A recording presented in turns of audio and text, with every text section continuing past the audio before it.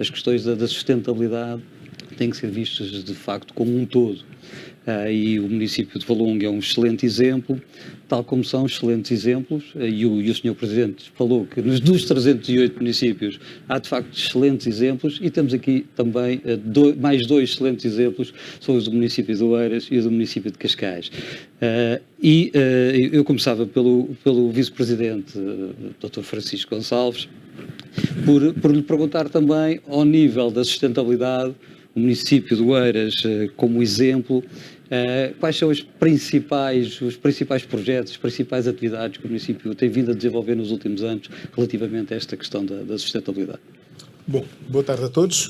Cumprimento os meus colegas de painel, quem nos está a acompanhar na sala e quem nos está a acompanhar online, que eu reparei que tinha sempre um indicador ali no cantinho com o número de pessoas que estavam a acompanhar. Bom, nós entendemos a sustentabilidade desde há já algumas décadas naqueles três pilares fundamentais que todos conhecemos, no pilar económico, social e ambiental. O município de Oeiras tem uma idiosincrasia interessante, porque passámos de periferia da capital, com cerca de 10% da população a viver em barracas, para nos tornarmos uma centralidade na área metropolitana de Lisboa, passando de um município destinatário de dormir pessoas num dormitório ao final do dia, com a problemática que falava há pouco, da falta de autoestima ou de sentimento de pertença da população, porque quem só vai dormir e não sente que pertence a um território, não o acarinha, não o respeita, não trata dele.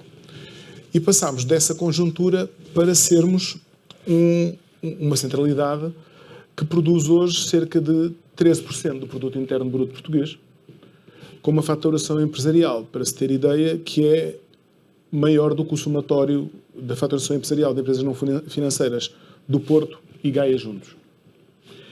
Este processo de transformação deu-se, em 3 décadas, exatamente assente nestes 3 pilares, na sustentabilidade. Em primeiro lugar, na preocupação com as pessoas. Quando nós temos 10% da população a viver em barracas, temos de ter noção que essas pessoas não fazem parte ou não se sentem parte da comunidade. Era preciso trazer essas pessoas para a comunidade, fazê-las sentir parte dessa comunidade, para podermos partir para uma lógica de transformação do sistema económico do concelho e da qualidade de vida. E entre ela, na qualidade de vida, a dimensão ambiental. Para transformar o sistema económico também não é possível ter barracas. O município de Oeiras tem hoje cerca de 30% da capacidade tecnológica instalada empresarial. As grandes tecnológicas, a generalidade delas, em Portugal, estão ou em Lisboa ou em Oeiras. Já produzimos 4 unicórnios feitos no concelho. Mas essas tecnológicas não se instalam ao lado de bairros degradados, onde as pessoas vivem abaixo do limiar mínimo da pobreza e da dignidade. Simples, não se instalam. Logo, o que é que nós tivemos que fazer? Fizemos um processo de planeamento do município, que hoje continuamos noutra dimensão, não é? Quando nós vemos realidades como o Tagus Parque, como o Lagoas Parque, o Parque Tecnológico, ou os principais parques empresariais do concelho, temos que olhar para eles integrados nesta lógica da organização do território.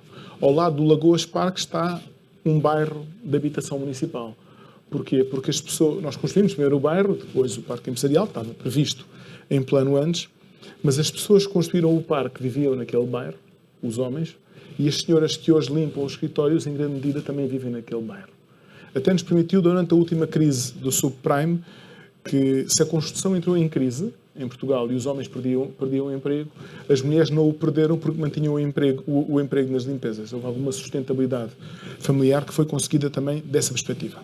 Mas dizia eu que, ao mesmo tempo que organizámos o território dessa forma, numa lógica de planeamento urbano de longo prazo, nós, ao contrário de Valongo, não temos serra, temos uma serra de Carnaxide que foi regenerada desde a década de 90, que era vizinha, englobava 3 concelhos, Oeiras, Sintra e Amadora. Nós, na década de 90, propusemos à Câmara da Amadora e de Sintra fazer um plano único para a regeneração da serra, ou para equilíbrio da serra. Ao que parece, fomos os únicos interessados. Do lado lá, hoje, da Amadora, temos betão. Do lado de Sintra, boa parte está construída. Nós ficámos com uma serra regenerada, mas que estamos a tentar adquirir. Como A nossa lógica, a nossa ideia é de entregar 20% do território para a ocupação, e não a ocupação permanente, isto é, não a ocupação total, como é óbvio, mas de modo equilibrado, e recuperar ou vir à posse do município 80% do território da Serra. Só assim é que conseguimos garantir que a Serra, como dizia o Sr. Presidente Valongo, a Serra é muito cara. Ou damos qualquer coisa ou não temos possibilidade de a preservar porque não sabemos a longo prazo o que é que podem fazer dela. Portanto, o melhor é mesmo vir à posse do Estado, e o Estado também é o Estado local, o melhor é vir à posse do Estado e nós salvaguardámo-lo. Estas políticas de ordenamento permitiram-nos captar as empresas, construir habitação de qualidade, transformar o espaço público com qualidade, ter políticas ambientais de qualidade. O município de Oeiras foi dos primeiros municípios portugueses a promover a reciclagem. Ainda na década de 80 começámos a fazer a reciclagem do cartão e do vidro, depois partimos para as outras fileiras. Perdemos algures no início deste século, mas já vos apanhamos. Portanto, tempo ao tempo e palha às vacas, como diz um amigo meu. Não, é que toda a gente dá tempo ao tempo, esquece de dar palha às vacas e a vaca não cresce. Portanto, também é preciso alimentar as vacas. Portanto, começámos também uma lógica de transformação ambiental e fizemos algo que o Presidente da Câmara de Valongo dizia há pouco do envolvimento das pessoas e como os filhos falam com os pais. O nosso programa de educação ambiental já vai mais da sua 25ª ou 26ª edição. O que é que nós conseguimos com isto? Envolver todas as crianças de todas as escolas do Conselho num programa de educação. Quem é que explicou aos pais o que era a separação? As crianças. Quem é que envolveu as famílias e chamava a atenção dos pais para a separação ambiental? Essas crianças. Hoje, claro está, temos umas crianças ou jovens adultos, muitos deles hiperconhecedores desta matéria, que nos dão muito trabalho e constituem um desafio importante para quem tem que governar a cidade, porque estão hipersensíveis à matéria, como quase todos os jovens estão, e que nos procuram muito, nos picam muito, por assim dizer. São normalmente bem-vindos, mas obrigam-nos a estar particularmente atentos. Portanto, esta transformação do Conselho permitiu enriquecê-lo. E esta é uma dimensão muito importante. Eu queria chamar a atenção de todos quando nos estão a ouvir que antes da guerra da Ucrânia, quando os preços dos hidrocarbonetos começaram a crescer no mercado internacional, a Alemanha passou no seu mix energético de ter 21% de carvão para ter 27%.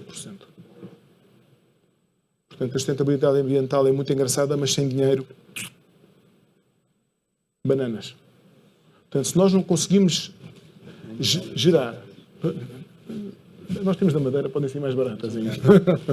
Não, mas é que sobra pouco se nós não tivermos sustentabilidade económica. Se nós não tivermos um tecido económico que produza, não somos capazes de criar políticas ambientais modernas ou de nova geração. Por mais objetivos de desenvolvimento sustentável que criemos, eu sou presidente da Rede Intermunicipal de Cooperação para o Desenvolvimento, estou a trabalhar a localização dos ODS em Cabo Verde. É muito complicado localizar, apesar do esforço que os municípios cabo-verdianos fazem nesta matéria, é muito difícil localizar ODS num ambiente de pobreza. E atenção, Cabo Verde é um país de desenvolvimento médio. Imaginem o que será fazer isto no Congo ou no Sudão. Portanto, isto para dizer que a transformação do nosso tecido económico e a riqueza que foi gerada permitiu-nos as políticas públicas de sustentabilidade, quer ambiental. Hoje nós temos cerca de 770 hectares de espaços verdes em área pública geridas pelo município e temos o plano de atingir em 2050 1000 hectares, o que num município de 46 km² é uma enormidade. Portanto, o que nós prevemos é que em todo o território do município teremos 5 polos em 2050, 5 polos de aglomerados populacionais, na cidade que ainda se está a construir, interligados pelos tais corredores verdes e azuis, constituídos pelos espaços verdes e pelas ribeiras. Também para isso foi preciso recuperar as ribeiras nas últimas décadas, estavam quase todas poluídas. A poluição das ribeiras fazia a poluição das nossas praias. Hoje todas as praias do Conselho têm bandeira azul. Há 30 anos era impossível que assim fosse. Absolutamente impossível. Há 15 anos, eu era muito novo quando fui trabalhar na Câmara de Oeiras, recordo-me das queixas sucessivas que recebíamos em Algés, nas ribeiras de Algés, a respeito do cheiro pestilento da ribeira. Hoje não há cheiro nenhum. nas ribeiras do concelho. A monitorização que foi feita ao longo do tempo permitiu-nos salvaguardar isso. Mas eu dizia há pouco que nós, alguns no início deste século, mais a partir do fim da primeira década deste século, não fizemos algumas das transições que foram feitas, quer ao nível da transição digital, que estamos a recuperar fortemente nessa matéria, quer ao nível da transição energética. Eu ouvi há pouco o Presidente da Câmara de Valongo e eu sussurrava para mim mesmo da inveja que tinha das suas luminárias. Mas também já estamos a preparar o concurso público para substituir todas as luminárias do Conselho nos próximos anos. Também teria tido a mesma inveja se me falassem dos carregadores para veículos elétricos. Não era possível ao município de Oeiras ter feito a transição da sua frota no início do mandato anterior, já que tínhamos 0 carregadores para veículos elétricos em espaço público. Passamos de ter 0 carregadores para veículos elétricos em espaço público para termos a maior ou a mais intensa rede de carregadores rápidos e ultra-rápidos da Península Ibérica. Portanto, tivemos que correr atrás do prejuízo. Também era complicado aderirmos à transição digital quando não tínhamos uma rede de fibra óptica ao qual o município estivesse ligado ou fosse co-gestor ou gestor. Instalámos uma rede de anéis de fibra óptica que está agora a ser terminada, que vai ligar todas as escolas, todos os edifícios públicos ou de interesse público do Concelho, escolas, edifícios do município, quartéis de bombeiros, quadras de polícias, com utilização gratuita para todos. Preparámos também o território para a infraestrutura da internet das coisas, porque também não tínhamos uma rede LoRa que nos suportasse. Hoje todo o nosso território está suportado com essa rede LoRa. Portanto, nós temos olhado para estes pilares com todo o cuidado. Permita-me só, para não tomar demasiado tempo, para a atenção especial que demos desde o início às políticas de habitação. Eu disse há pouco que em 85 Oeiras tinha 10% da população a viver em barracas. 10% da população é uma chaga. É uma chaga, uma pressão tremenda. Hoje nós não temos essa população a viver em barracas. As barracas foram erradicadas em 2003. Mas olhando para o fenómeno da pobreza em Portugal, e sabemos que Portugal tem uma percentagem vergonhosa de pobres, o ciclo da pobreza em Portugal demora no mínimo 5 gerações para ser ultrapassado. Uma família que é pobre, o filho é pobre, o neto é pobre, o bisneto é pobre, o trisneto é pobre, o tetraneto é pobre. Em média. Falamos de média. Portanto, quando nós erradicamos as barracas para uma geração, não significa que na geração seguinte o problema da habitação esteja resolvido. O que é que nós estamos a deparar-nos? Quer com os desdobramentos, porque na mesma família, uma família desestruturada tem um filho médico e tem uma filha que teve uma gravidez precoce. O filho médico ou advogado que conseguiu estudar consegue não necessitar de apoio da administração. A filha, sem nenhuma questão de género, apenas como exemplo, a filha continua a precisar desse apoio por parte do município. Portanto, já estamos a entrar em políticas de habitação de segunda e terceira geração. E deparamos, ao mesmo tempo, com outro problema, que é o problema dos novos pobres, da classe média empobrecida, grande parte dela saída da crise do subprime de 2008. O que é que nós nos deparamos? Com preços de metro quadrado de habitação que são insuportáveis para essa classe média, mas que nós não a podemos perder sob pena de nos tornarmos um condomínio de ricos ou de pobres, vivendo nas casas, na habitação particular ou na habitação pública. Portanto, estamos a programar construir habitação municipal também para essa classe média empobrecida. Ao todo, temos neste momento um programa para a construção de cerca de 1.500 fogos até 2030, quer para a habitação, quer para a renda apoiada, quer para a renda acessível. Quer para os mais pobres, quer para quem precisa de apoio, que não é capaz de aceder ao mercado tradicional. E, por fim, nestas políticas públicas, permitam-me salientar o esforço que temos feito ao nível da educação. Eu disse há pouco que uma família de um bairro municipal tanto podia ter um filho que conseguia libertar-se do estigma da pobreza, como uma filha ou outro filho que não o conseguia fazer. Nós, procurando trazer mais gente, mais jovens para uma vida fora de apoio social, temos vindo a aumentar as bolsas de estudo de ensino superior para os jovens do Concelho. Até que este ano letivo fizemos provavelmente é a nossa decisão política que mais me orgulho desde tomei posse em 2017, que é a universalização do acesso ao ensino superior. Desde este ano letivo, todo o jovem que termina o 12º ano no Concelho de Oeiras, caso tenha insuficiência económica, só tem que se dirigir ao município, provar a sua insuficiência económica e tem automaticamente bolsa da Câmara Municipal de Oeiras. Passámos de 44 bolsas anuais para perto de 1000 bolsas. Isto é uma transformação tremenda a médio prazo para a vida daquelas pessoas. Estamos a libertá-las, ou ajudar a libertá-las do fenómeno que mais impede o seu desenvolvimento, que é a pobreza. Nós, o talento dos filhos daqueles que têm meios para libertar esse talento, já sabemos que serve à sociedade. Mas o talento dos mais pobres perde-se muitas vezes pela falta de condição de ensino. Portanto, estamos a transformar a vida deles também dessa forma. Eu podia alongar-me muito, não quero tomar muito mais tempo. Espero ter respondido a algumas das políticas públicas que servem a esta matéria. Muito obrigado a todos por me terem ouvido. Muito obrigado, Vice-Presidente. De facto, o município de Oeiras também há muitos anos que vem trabalhando nesta matéria com afinco, tal como o município de Cascais.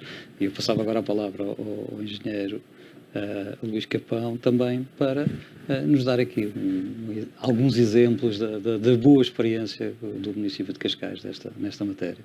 Obrigado, boa tarde a todos. Obrigado pelo convite. Para mim é uma honra poder estar aqui em representação do Presidente Carlos Carreiras, que tem de facto orquestrado desde há cerca de 14 anos atrás as políticas de planeamento daquilo que é um concelho hoje em dia, com o reconhecimento que Cascais passou a ter. De facto, aquilo que eu tenho estado a ouvir, tenho estado a encontrar aqui espaço para poder, nestes dois magníficos exemplos, um deles então premiado em 2022 pela Comissão Europeia, a Greenleaf, o município de Valongo, onde pelas folhas que trouxe o Presidente, muito mais haveria para contar do trabalho realizado, e também aproveito para dar os parabéns por essa magnífica distinção, mas de facto encontrar o que é que Cascais tinha feito mais de que não tinha sido falado pelos meus antecessores, para não cair em repetição. De facto, houve muitas coisas que tive a oportunidade de aprender e que espero que nos deixem copiar para Cascais, porque de facto vi iniciativas fora de série que não tinha pensado e que algumas delas podem muito bem ser aplicadas em Cascais, e muitas vezes temos esta componente de termos territórios com limites, com fronteiras, e que muitas vezes replicam iniciativas criadas do zero, quando ao lado basta muitas vezes até fazer pequenas adaptações até entre temáticas diferentes. Uma adaptação logística no setor dos resíduos pode ser claramente adaptada, por exemplo, num autocarro ou numa logística de transporte público urbano. Mas, de facto, Cascais, e aquilo o que nos representa aqui, os três, o que vamos falar, faz lembrar um bocadinho a citação do Galeano, que falava da utopia. E o que é a utopia?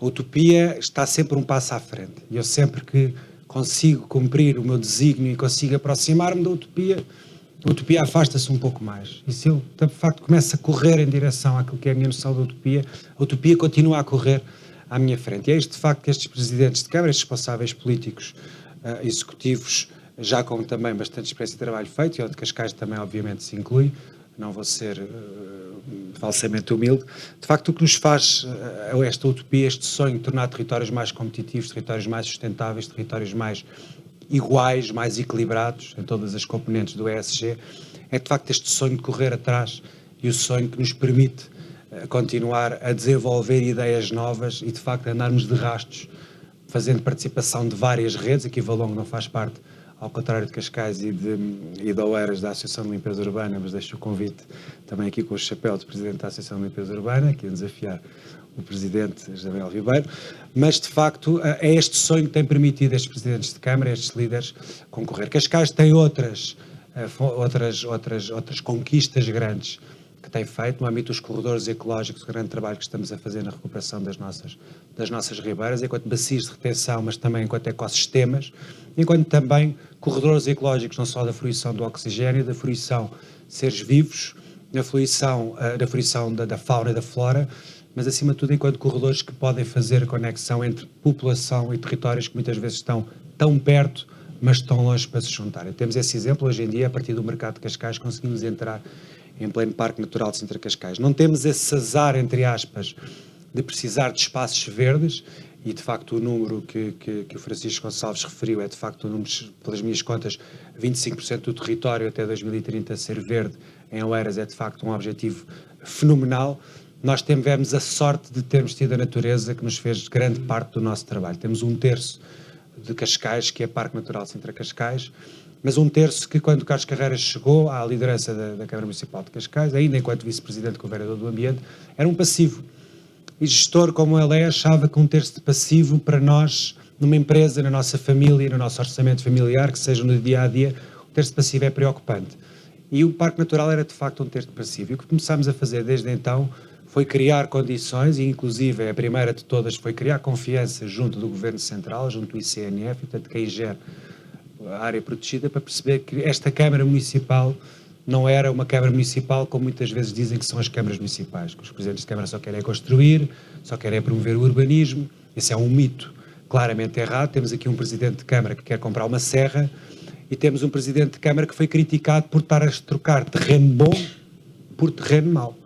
O facto de ter trocado e torrado, entre aspas, uma pequena área de terreno com capacidade urbanizável por uma área em parque natural de muito maior dimensão, foi na altura criticado pela oposição, que estava a trocar uma coisa boa por uma coisa que não servia para nada. Pois esse terreno mau, parte dele agora está ligado ao tal corredor ecológico que liga ao mercado de Cascais, ao Parque Natural de Sintra Cascais em 7 km, e neste momento é um terreno que tem de facto árvores plantadas e onde conseguimos ter ornitologistas, onde conseguimos ter pessoas que fazem passeios pedestres, onde temos todas as atividades de turismo de natureza que começaram a caracterizar o desenvolvimento nessa área da Câmara Municipal de Cascais. Para não vos maçar muito, temos um foco total na continuidade da desmaterialização. Os processos de urbanismo são desde 2011 desmaterializados na Câmara Municipal de Cascais.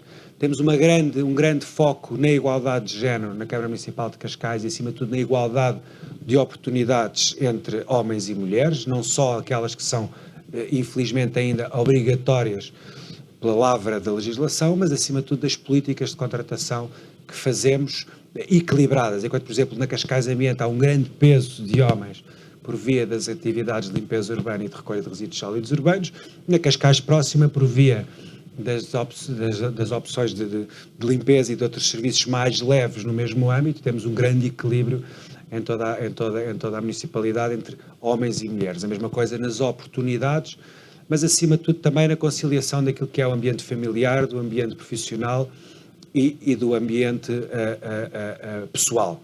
Tem sido algo que também, principalmente depois de uma crise económica, tivemos uma crise de saúde. Essa crise de saúde que parece que finalmente terminou, embora ainda haja alguns receios no ar, deu origem a uma crise social grande. E aí a Câmara Municipal de Cascais, com a sua rede social, teve a oportunidade de apoiar muitas famílias das mais variadas formas, nomeadamente através das hortas comunitárias e da produção própria que temos nas hortas comunitárias. Cada vez que inauguramos uma horta comunitária de agricultura local, biológica e sazonal, a lista de espera aumenta. Portanto, para ter uma ideia, temos cerca de 1.200 pessoas em lista de espera que querem uma horta num concelho como Cascais, e temos 200 viticultores que querem um bocadinho de vinha de Carcavelos, e temos mais 150 fruticultores que também querem 2 ou 3 árvores para poder cultivar os seus frutos. Portanto, é a pior medida que o Presidente diz que tomou. Criou, obviamente, a substituição dos condóminos para os vizinhos e criou uma sociedade que não existia na altura em terrenos que eram limpos todos os anos pela Cascais Ambiente, porque eram terrenos de matos, para não arder, e deixámos de ir lá todos os anos a limpar esses terrenos, e quando passamos lá às 7, 8 da noite, 9 da noite, e se forem dar uma volta a Cascais de algumas hortas comunitárias, são 50, veem pessoas e famílias lá. Mas para terminar, e não vos maçar mais, a componente social, como veio agora também ainda a recepção destes convidados obrigados que tivemos de trazer da Ucrânia, e continuamos a trazer da Ucrânia, deu origem, portanto, a esta crise agora da guerra má, da guerra pelo petróleo, pelo carvão e pelo gás, que nos dá oportunidades da guerra boa, da guerra da paz ou da energia da paz, que é tudo aquilo que Portugal tem vindo a fazer, e que Cascais, neste setor em especial, fez com a questão dos transportes públicos gratuitos para toda a população há cerca de um ano, 2 caminhões de hidrogénio, toda a aposta na descarbonização da frota, mas acima de tudo também um grande passo que vamos dar agora na criação das comunidades de energia, para que pequenos núcleos habitacionais possam usufruir da produção própria de energia e que possa ser ela mesma a energia gerada, que não for injetada na rede porque será feita a título gratuito, possa ser consumida por outros serviços, sejam municipais ou não, durante a hora em que as pessoas não estão em casa, e que a essa hora podem usufruir de facto da venda dessa energia para um retalho ou um pequeno restaurante, etc. Estamos muito focados nestes três setores, e isto de uma forma muito genérica, para não vos maçar mais, tentando dizer algo que estes excelentes oradores antes disseram, de projetos magníficos, muitos deles partilhamos com Cascais. Obrigado. Obrigado, engenheiro Luís Capão. De facto, é difícil ser o último, porque os projetos, de facto, são tantos e tão bons que depois é difícil encontrar aqui outros ainda, mas Cascais é um excelente exemplo. Agradeço aquilo que nos trouxe aqui, mas agradeço também enquanto município de Cascais, o trabalho que tem sido feito nesta matéria. Presidente, e agora? Estamos na década.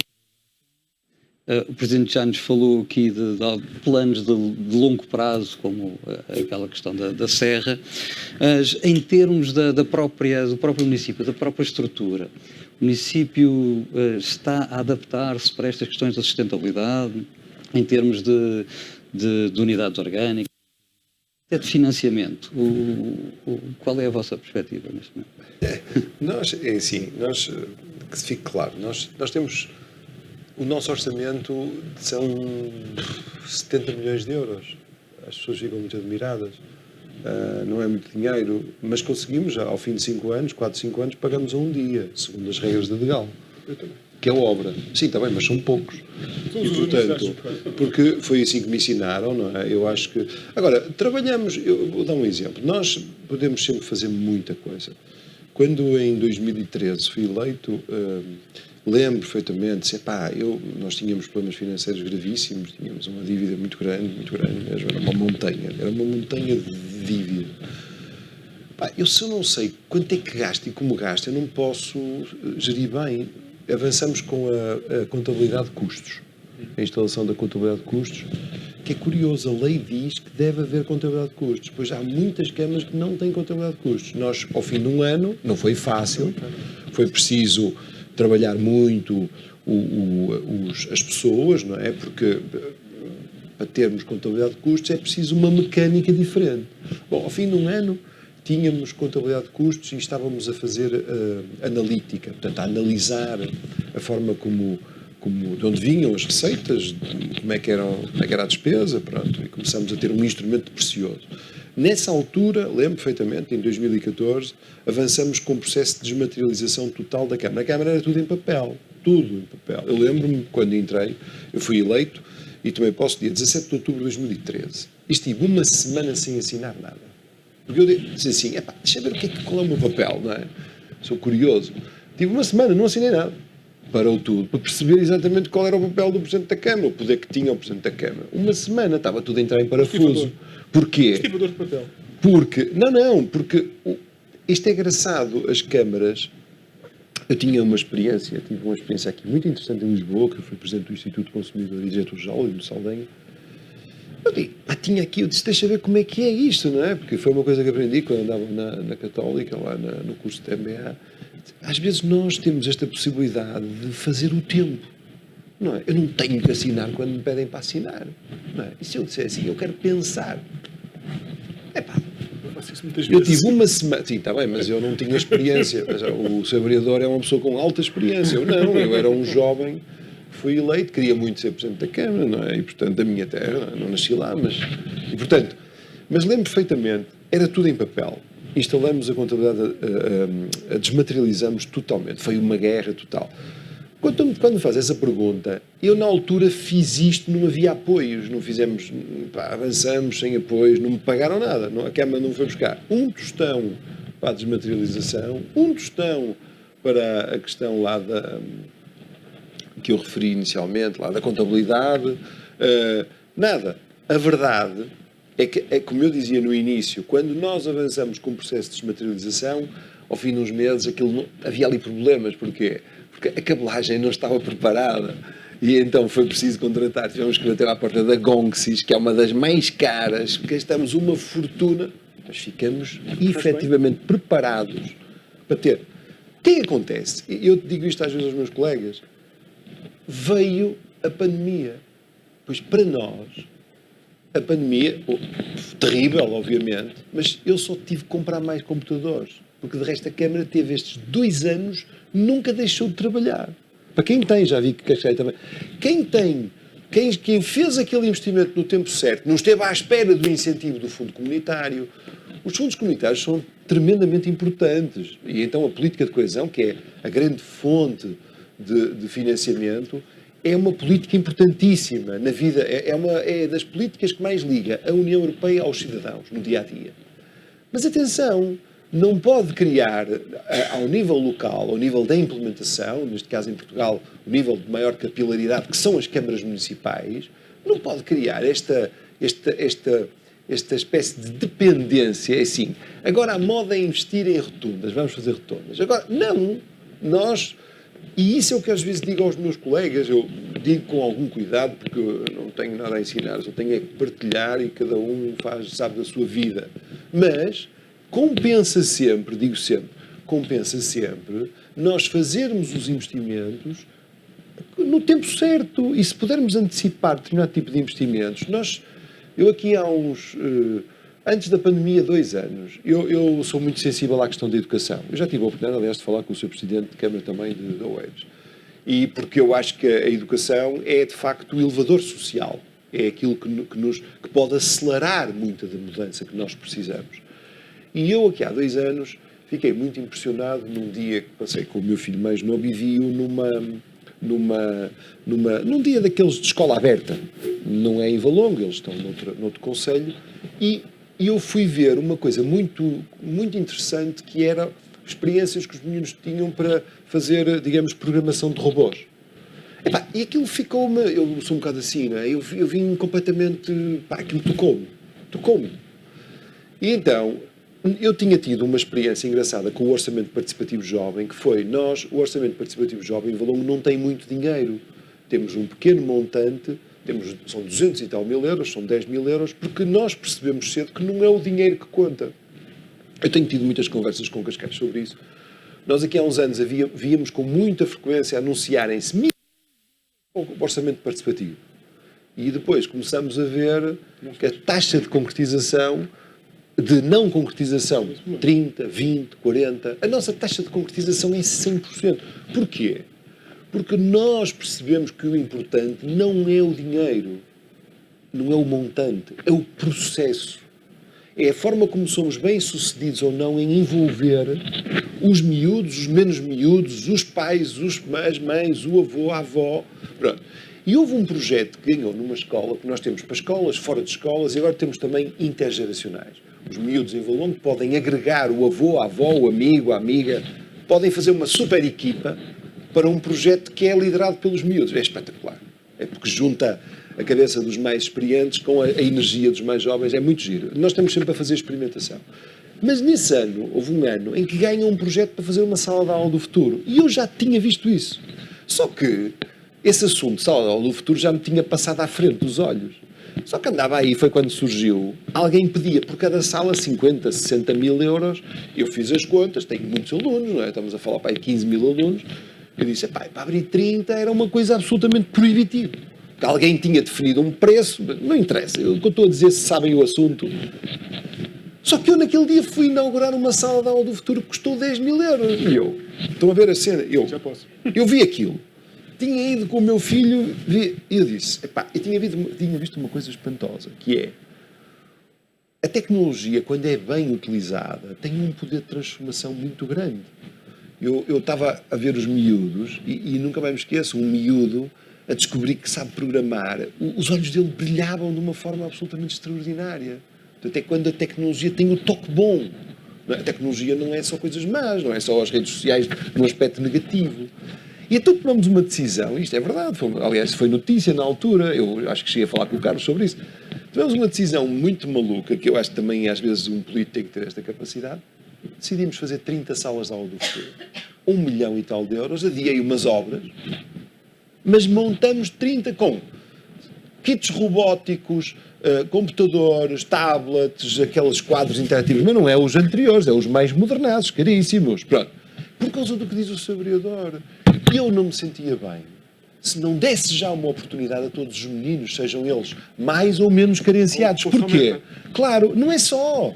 Porque aqueles miúdos que têm a oportunidade de descobrir que têm um talento, vejam o poder das decisões. Um miúdo muito carenciado, nós às vezes não temos a noção do que é a realidade de quem é carenciado, porque eles deixam a nossa vista, vão para o mundo deles, onde nem sequer há livros em casa.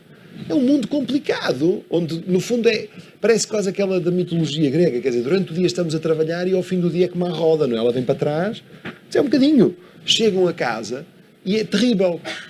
E eu acredito muito nestas questões, que é, nós, ao darmos uma oportunidade a um miúdo carenciado, de ter uma experiência, de descobrir que ele é um craque a programar um robô, ou a fazer uma impressão 3D, há uma coisa que acontece.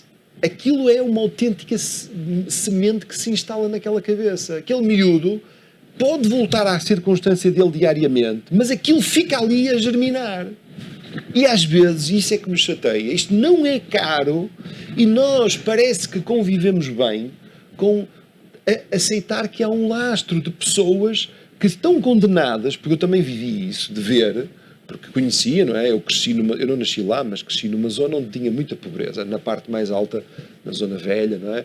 E vi aquele movimento que se deu de ir viver para um dos bairros. Nós temos 17 empreendimentos, não temos a dimensão como vocês têm, também vocês têm o dobro da população ou mais, pronto, mas temos 1000 e tal habitações, já é considerável. Pronto. Mas pronto, e já é uma exigência, e também temos aqueles programas do Primeiro Direito, 40 milhões, mas isso nem falei porque toda a gente está a fazer. E o que é que acontece?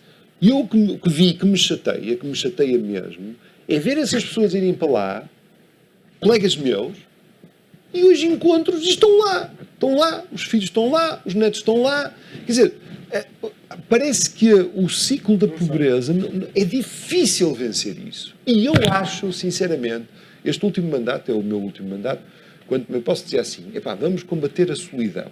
É o grande leitmotiv que nós temos, combater a solidão. Fiz uma coisa muito, e isto para terminar com a pergunta, com a resposta concreta. Fiz uma mudança na organização. Nós temos, eu subi o patamar, tinha só chefes de divisão, criei os diretores de departamento, também por uma razão. É a única forma que nós temos neste país, ao nível da administração local, de motivar as pessoas. Porque é muito fácil uma pessoa ficar desmotivada, que trabalha, ganha mal. Pronto. Mas fiz uma coisa no meio daquilo que gosto de experimentar. A nossa área social, a nossa área da coesão social, onde está incumbida de combater a solidão, e temos projetos muito giros, já no terreno, o diretor de departamento tem tudo.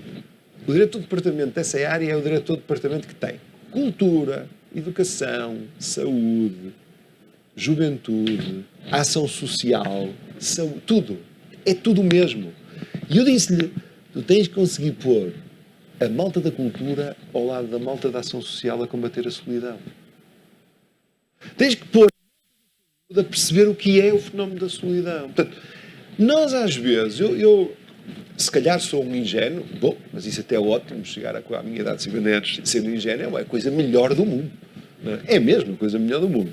Mas é que eu estou mesmo convencido, se nós quisermos mesmo, nós podemos abrir dinâmicas. Eu lembro-me quando cheguei à Câmara, uma das coisas que fiz, tinha feito aqui no Instituto Consumidor, quando conheci este senhor. Eu cheguei à Câmara e fiz o seguinte, mandei fazer cartões para todos os funcionários. Todos os funcionários, nós temos 1000 e tal funcionários, na altura tínhamos menos, não tínhamos as escolas, cartões destes papelinho, 40, 50, e demos a toda a gente. Hoje já não está na moda dar cartões, mas descobri que a esmagadora maioria das câmaras, se não todas, não dão cartões. Descobri, inclusive, que uma grande parte dos institutos do Estado e das administrações não dão. E eu disse, uma coisa destas, são estes exemplos que fazem com que as pessoas percebam que pertencem a uma organização, que não vão lá só para receber dinheiro ao fim do mês. Sobre a questão do combate à solidão, vejam que quando as pessoas querem, nós tínhamos um programa, que era o PAS, que era o Programa de Ação Sénior, não gostava do nome, desafiei a equipa, pensem no nome, pensaram e tal, ASA, acreditamos em séniores ativos. 900 séniores é gratuito e tomamos uma decisão maluca, cá está, sem fundos comunitários.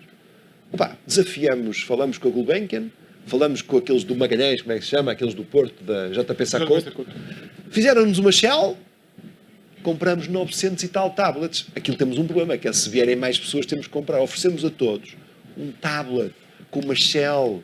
Os nossos séniores são completamente malucos. no melhor sentido do termo. Mas também lhes desafiamos para eles fazerem flash mobs na rua, quando os filhos e os netos estão próximos sem saberem.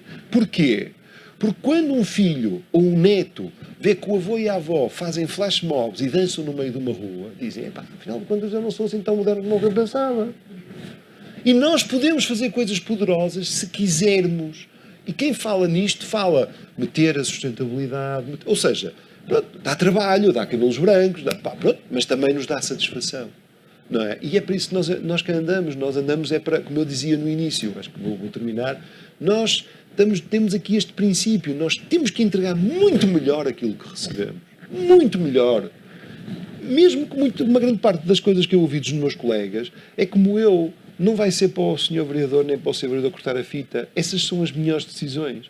E nós sabemos disso. Mas não é fácil. Porque a natureza humana, o poder é uma coisa terrível. E as pessoas às vezes querem aquela coisa de gostava de ser eu a cortar a fita. Não, mas se calhar não é a melhor decisão. Calei-me. Muito obrigado, Presidente. Eu gosto de comunicar e não acredito na telepatia. Portanto, Exato. Muito obrigado pelo seu contributo. De facto, ficaríamos aqui horas, por certo, a ouvi-lo e com todas as suas... orçamentos dos meus colegas. Eu, se tivesse o orçamento dos meus colegas...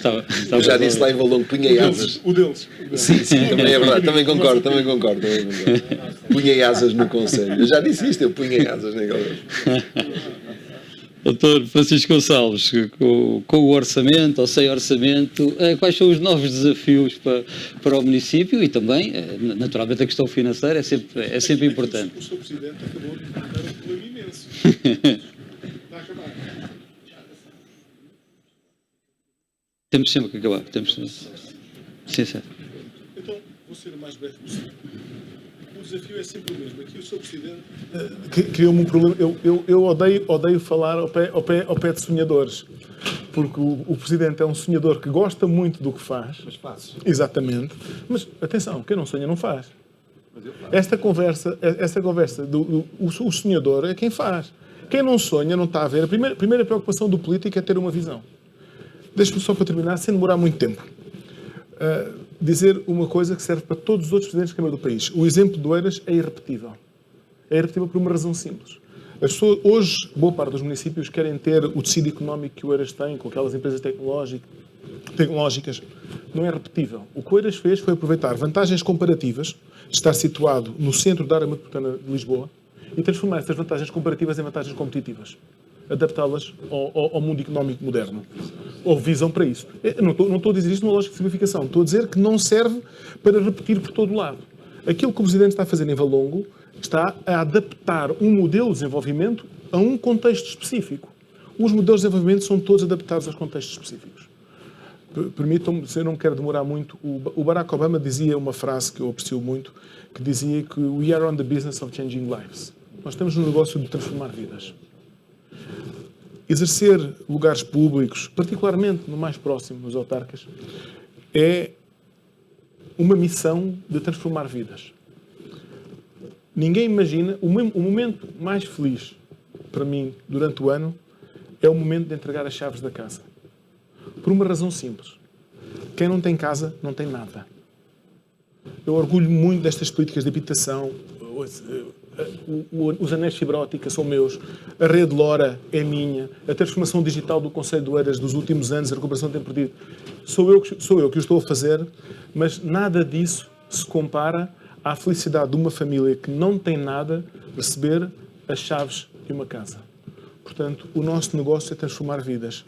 O desafio futuro é continuar a transformar vidas perante um contexto muito complexo. Permitam-me só acabar agora dizendo que eu ouvia no outro dia o Elon Musk dizer que a inteligência artificial é muito mais perigosa do que as armas nucleares e ninguém se preocupa com a inteligência artificial. Os desafios do século XXI de sustentabilidade económica e social serão tremendos. Já acordámos para o ambiental. Há outros que, sinceramente, acredito que nós não estamos devidamente acordados. Quando percebermos que milhões de postos de trabalho estão em risco, e que essa gente poderá não ter um lugar considerado útil na sociedade, teremos um tufão pela frente. Calei-me. Muito obrigado. Exato. Engenheiro Luís Capão, para terminar, portanto... O tema da conferência ESG, Environmental, Social e Governance, a Câmara Municipal de Cascais, não há nenhuma proposta que vá à reunião da Câmara Municipal de Cascais, e estamos também a implementar agora na Cascais Ambiente, que não venha com qual dos objetivos, o principal e outro acessório dos 17 Objetivos de Desenvolvimento Sustentável que estão afetos ou cuja proposta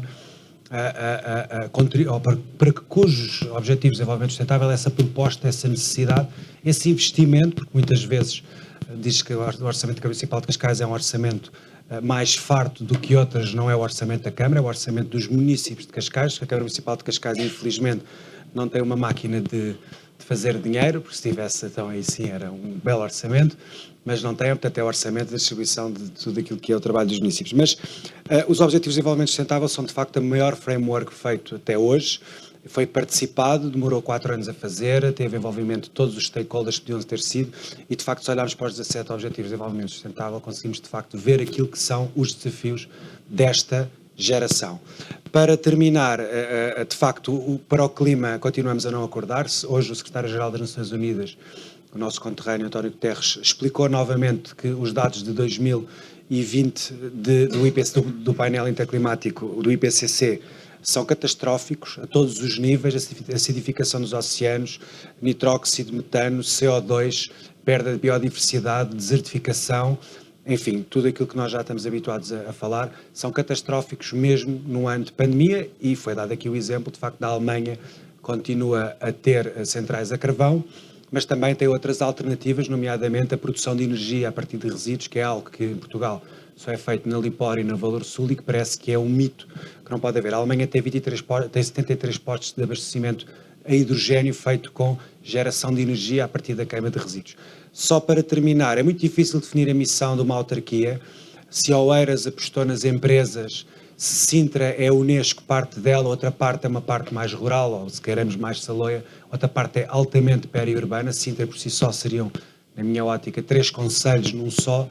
Cascais optou, com a liderança de Carlos Carreiras e também do vice-presidente Miguel Pinto Luz, por uma visão que é o melhor sítio para viver um dia, o melhor sítio para trabalhar um dia, o melhor sítio para visitar, para namorar, para conhecer um dia, um ano ou a vida inteira. E de facto o core business de Cascais nestes últimos 14 anos tem sido única e exclusivamente a aposta na qualidade de vida. E quando olhamos para o ESG percebemos que a qualidade de vida toca em todas as questões que eu falei na minha primeira intervenção, e nesta, e de facto esta tem sido a missão de Cascais, e penso que temos conseguido atingi-la, e cá estaremos também para não mostrar o que fizemos, mas acima de tudo da forma como temos feito e da forma como queremos continuar a fazer, e também poder servir de inspiração a outros municípios, sejam municípios em Portugal, sejam municípios pela Europa fora, porque a dimensão do Concelho de Cascais, com 214 mil habitantes, 18% das expatriados, é uma dimensão facilmente replicável para cidades médias da Europa, e por si só muitos dos pilotos que são usados em Cascais são depois replicados, e portanto são exemplos que são facilmente